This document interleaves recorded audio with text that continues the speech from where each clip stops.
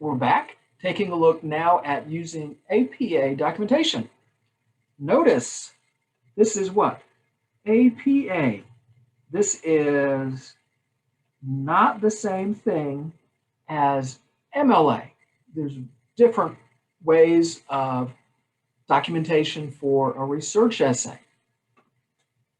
Anytime we do a research paper, we have to cite the information. Doing this is required. If you don't do this, y'all, you commit plagiarism and your award is a 0. It's an F. Plagiarism is the theft, whether accidental or on purpose, somebody else's words, somebody else's idea, somebody else's knowledge, and not giving credit to that person. And APA documentation will use in-text citations as well as create a reference pages, and in-text citations will happen inside the body of the essay.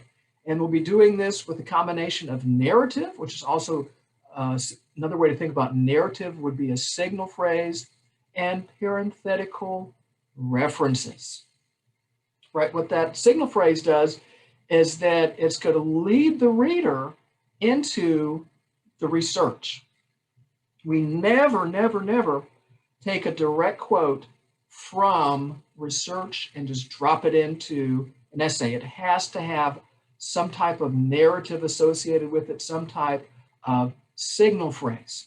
And the parenthetical reference will include the year of publication and page number, unless, of course, that work has no page number. Difference between MLA and APA is that APA has a lot more going on with it than MLA. MLA is just really quick and clean. Well, APA has a lot more information. Okay, so we'll take a look at some of the basic rules in our primer here. First is naming the author in the narrative or in the signal phrase. Right, this is when we're going to create some words, right, our own words, to lead the reader into that part of the research. So here's an example. Christine Hoffney, who is that? That is the author. Then what do we have here? This is the year of publication. Reports that shortly after Japan made it illegal to use a handheld phone while driving. So what do we have here? This is a direct quote.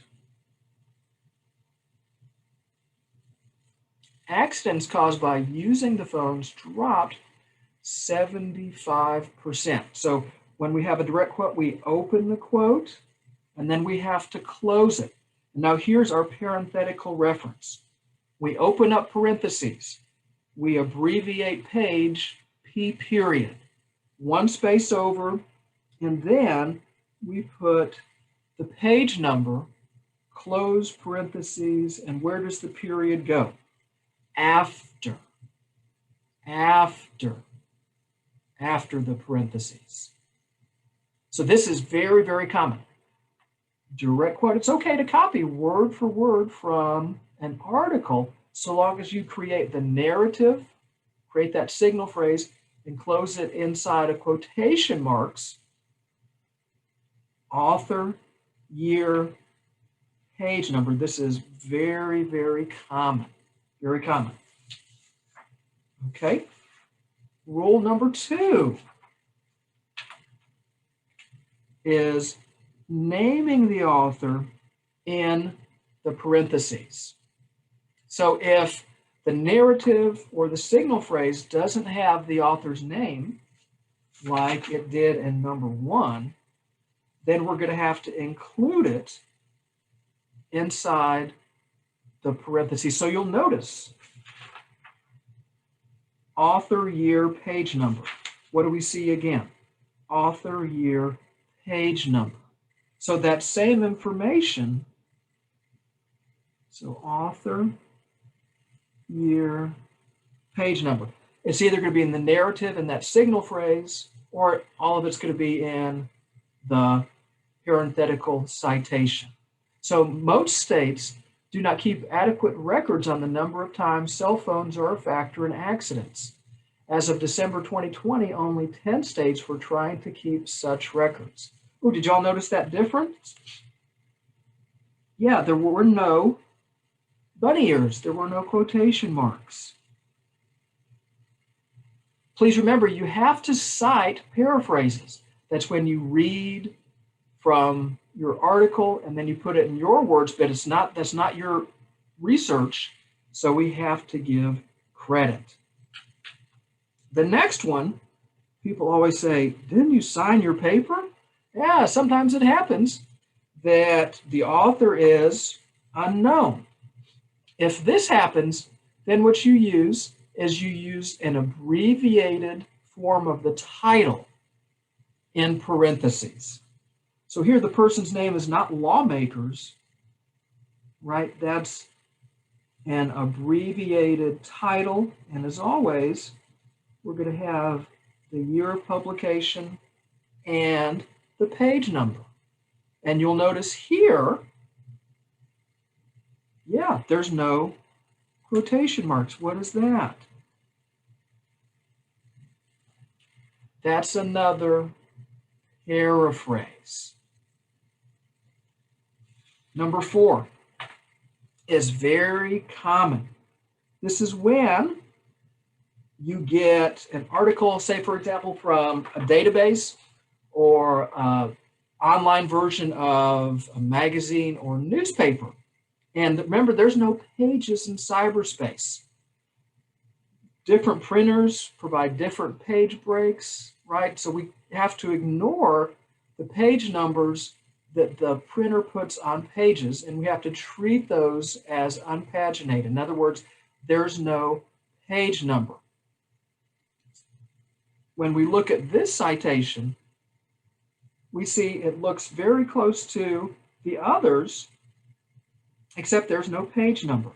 So all we have here, author, and then year of publication. And again, ooh, what do we see here?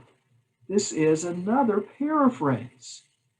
So remember, please remember, you have to cite paraphrases, just like we have to cite direct quotes. And those 4 basic rules, chances will get you through your essay. There are some variations here. If you have 2 or more works by the same author, how you're going to treat those. If you have 2 or 3 authors, how that's going to look. 3 or more authors, or if you have an indirect source, which is also called a quote inside of a quote. Chances are those 4 basic rules will get you through. If not, there's those additional 4. So please remember, you have to cite both direct quotes and paraphrases. So then what's going to happen? Open up that document that has your thesis statement and then your topic and concluding sentences, right? That outline. And then start to go in paragraph by paragraph and pull in research. Now you'll notice here,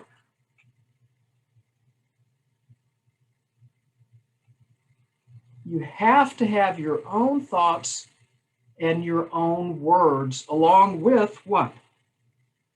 Those documented paraphrases and documented direct quotes.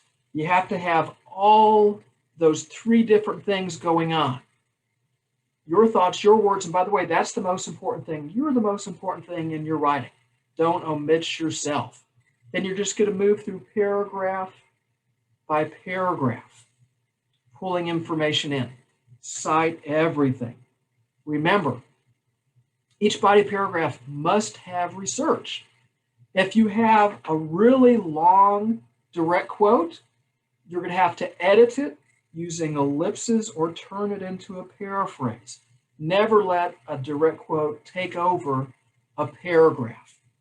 Remember, those direct quotes must have a signal phrase, also called narrative, and direct quotes and paraphrases must be cited. So taking a look here, right, the target length here, 650 to 900 words. Remember, you got to use APA documentation, those citations within the body of the paper, as well as create a reference page. I highly recommend going online and using a reference page generator. It makes it so easy. You want to write in third person, always slow down, proofread, everybody. Grammar, punctuation, word choice, all these writing skills, signal words has an impact on your grade. The reference page, in case you're curious, reference page is what in MLA is called a works cited page. It's the last page and it doesn't count towards length. And in the next video, we'll take a look at the example research essay so you can see, that this is a process. Don't sit down and try to just hammer out the final draft in one sitting. It's not going to work. Follow the steps. And that's what we'll look at in the next video.